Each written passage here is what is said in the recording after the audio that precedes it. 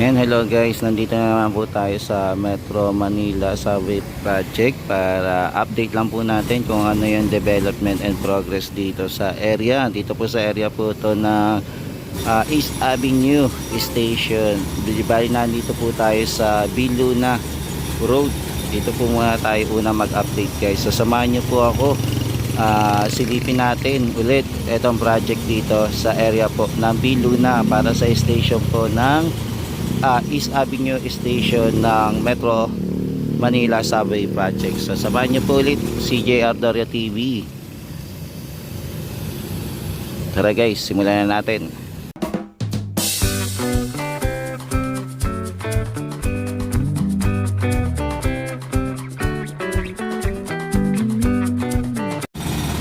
Yan sa mga tropa hits, na papansin nyo po ang laki na po ng pinagbago itong Metro Manila Subway Project dito po sa area po na Biluna. Yan, tapos yung mga kabahayan po dito na demolish na po, no, ay yung pre-construction po dito, yung mga bahay po wala na, kalbo na po. Yan, ganun po kabilis po sila ngayon magtrabaho after na makuha na po nila yung right of way para kunin na po yung mga kalupaan dito sa area po ng Biluna para makapagsimula na po sila ng project para sa East Avenue. Diba? Ganyan lang po sila kabilis magtrabaho. Ayan po yung ginagawa nila. So ngayon po ay February 22, 2026. So nandito po muna tayo sa Biluna mag-update para makita po natin yung kung ano na po yung mga pagbabago dito. Yan, dito banda may mga may mga heavy equipment na nakatambay dito. Tapos nandito po yung mga graba, yung mga buhangin dito po naka-stock. Yan, so nandito na po tayo sa area po ng Maliksi Street po. Dati po yung mga bahay dito meron pa, may makikita pa tayo matataas na building, pero ngayon totally wiped out na po.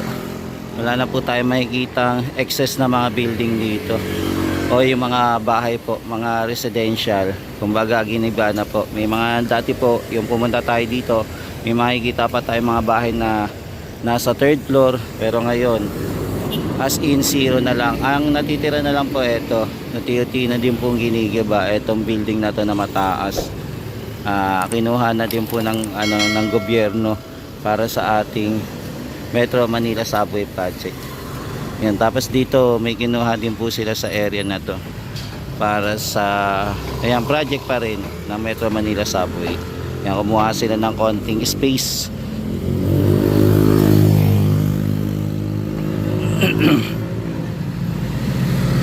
Yan, tara lapitan natin mga guys. Yan, so ito po yung Maliksi Street po. Yan.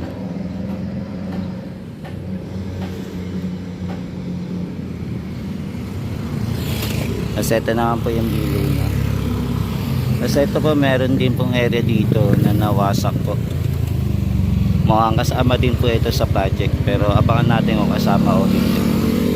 Tapos makikita natin daming po, no, spaghetti wire. Grabe sa spaghetti wire.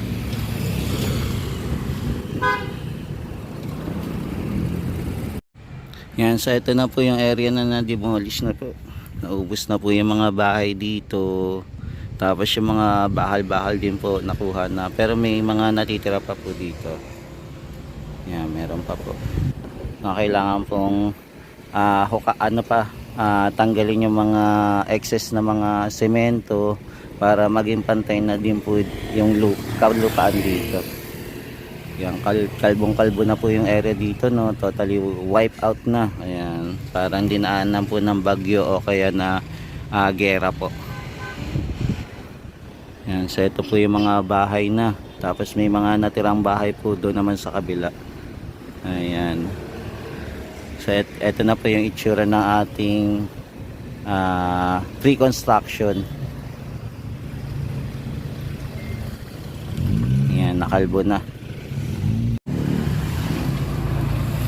Yan, so ipapasilip ko lang po, ipapakita ko lang po kung ano yung mga progress and development dito, no, kung ano yung mga ginagawa. Ngayon po ay Sunday, wala po kasing trabaho ngayon. Kaya ito po yung makikita natin.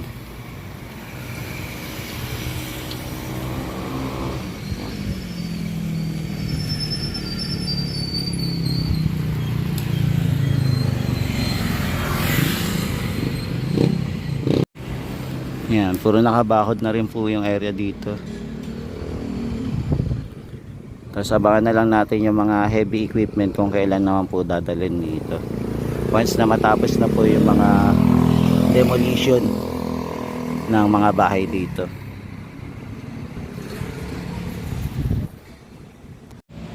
Yan, so ito muna po yung Maliksi Street. So ito po yung natatanaw natin.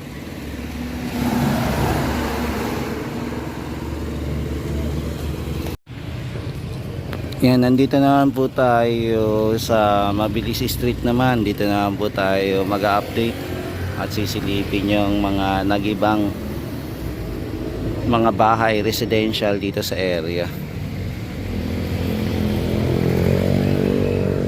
Yan, so ito na po yung ano, no.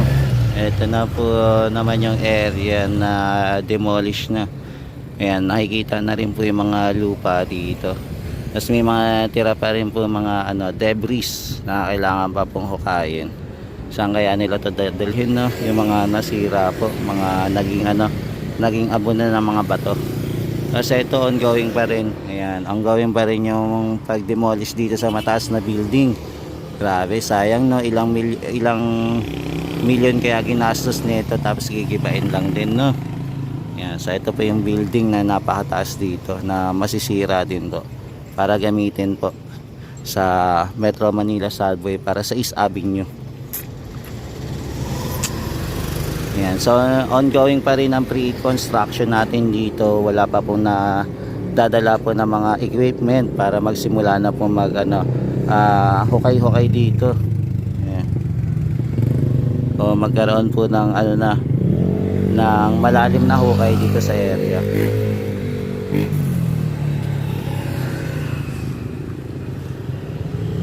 Yan, so siguro baka mga katapusan ng 2026 siguro may makita na tayong progress dito, na may pagbabago na. Yan, ang construction naman nito is Japan naman po, at mabilis naman po siya magtrabaho once na nakuha na po nila yung right of way. Ayan, so tuloy-tuloy na po talaga yung pagtatrabaho nila. Yan, so makikita po natin kung gaano kalawak po yung na-claim po nila, no, na right of way po. Yan, so ito na po yung itsura ng ating paligid. Yan, sobrang laki na po ng pagbabago. Yan, tapos ito na po yung building na sisirain pa.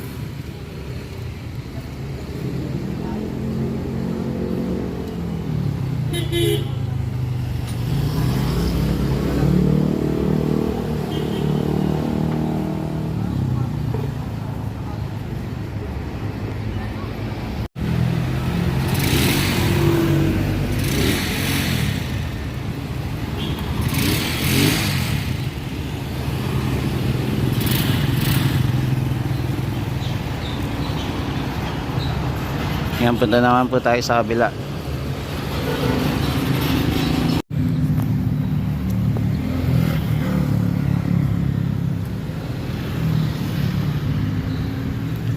Yan, so ito na po yung malawak na mga ginibang bahay. Yan, dito naman po tayo sa area naman po na Mapangakit Street. Ito po yung mga bahay pa rin po na ginaba. Bali ilang street din po yung nadaanan natin, no? Yung Maliksi, Mabilis at sa Mapangakit.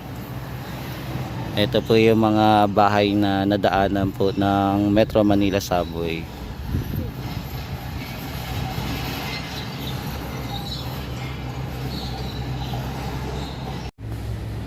Yan, so ganito na po kalawak yung ginagawa dito, no?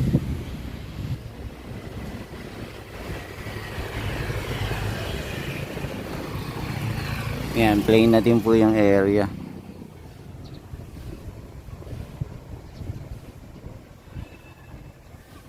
Yan, alam ko dito po may malaking bahay before dito, katabi na itong mataas na building na ito, pero wala na po tayong napansin, no? Yung mataas na building before. Ayan, alam ko dito banda yan sa may malapit sa ano eh. Sa may Mapangakit Street.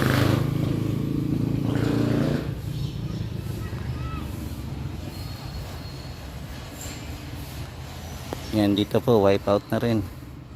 Nakalbo na. Yan, tapos na sementahan na din po yung area dito.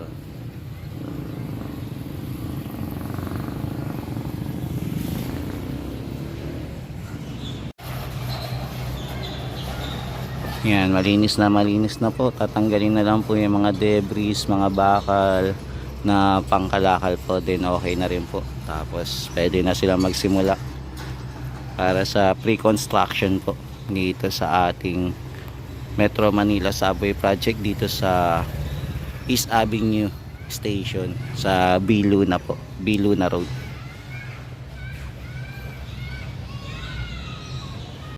Yan, meron din po dito sa ng gasolinahan na nakabakod din po, no?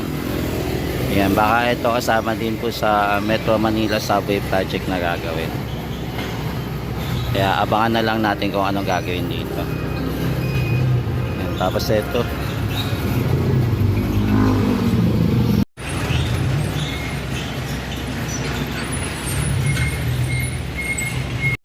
Yan, sa mga guys, nandito naman po tayo sa area naman po ng Matatag Street.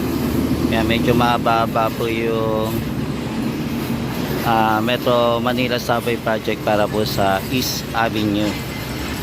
Yan, medyo mahaba po yung sinakop nila, no?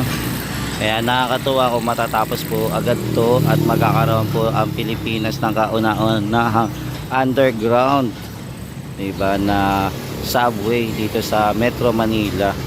Yan, sana hindi lang po dito magkaroon ng ganitong project kundi maging sa ibang lugar din po ng ating Pilipinas, maging sa probinsya po, hindi lang dito sa Metro Manila.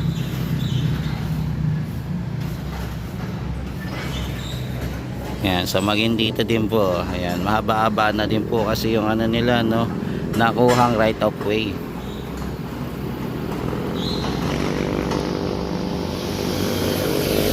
So malinis na po yung area except na lang po doon sa building na yon na natatanaw natin. So the rest okay na po. Yan, so nandito na tayo sa pinakadulo na po sa Malakas Street. So ito na po yung pinakahuli na street na mag-update po tayo. Kung saan po ito po yung mga na-claim na mga right of way para sa Metro Manila Subway Project. Yan, so hanggang dito lang po yun, yung area niya. Yan, medyo ilang street din po yung nakuha nila. Yan, for the meantime, ito po muna yung quick update natin, latest update dito sa project, sa pre-construction po ng Metro Manila Subway Project dito sa East Avenue po. Yan, maraming salamat po. Hanggang sa muli. Ayan, mag-iingat po kayo lagi, pagpalain po kayo na may kapal mula Luzon, Visayas at Mindanao. Maging sa ibang bansa po. Ingat-ingat po. God bless po. God bless.